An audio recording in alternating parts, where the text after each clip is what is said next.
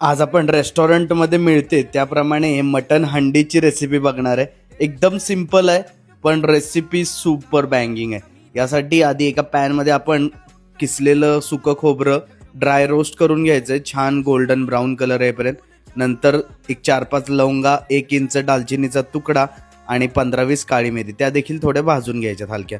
नंतर 2 कांदे घेतले तिथे त्यांना भाजून घ्यायचे. इथे तुम्ही बघू शकता खोबरं आहे, कांदा, आलं, लसूण, खडे मसाले आणि कोथिंबिरीचे देठ आहेत, फक्त कोथिंबीर नाही आहे. ह्याचे छान एकदम स्मूथ पेस्ट करायचे. जेवढी फाईन पेस्ट कराल तेवढं छान. नंतर एका कढईत तेल घेतलंय. हा आता आपण केलेला जो मसाला आहे तो, आणि त्यामध्ये 1 चमचा आपण बाजरीचं पीठ घालायचं आहे. बाजरीच्या पिठाने एक छान बॉडी येणार आहे आपल्या रश्श्याला. नंतर त्यामध्ये हळद, बेडगी मिरची पावडर, कांदा लसूण मसाला, धणा पावडर. धणा पावडर ऑप्शनल आहे पण कांदा लसूण मसाला मस्ट आहे. सगळे छान मसाले सुंदर भाजून घ्यायचे. एकदा सगळे मसाले भाजले की त्यामध्ये शिजवलेलं मटण ॲड करायचं आहे. मटण घेताना हड्डीचे आणि फॅट असलेले पीस घ्यायचं, लक्षात ठेवा. सीना वगैरे असे पार्ट्स घ्या जेणेकरून एक मस्त टेस्ट येऊन जाते.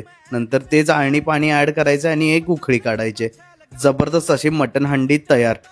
रीते तुम्ही ग्रेव्हीची कन्सिस्टन्सी बघू शकता. एकदम स्मूथ सिल्की आहे, पण तुम्ही जर भाकरी बुडवली तर त्याला कोट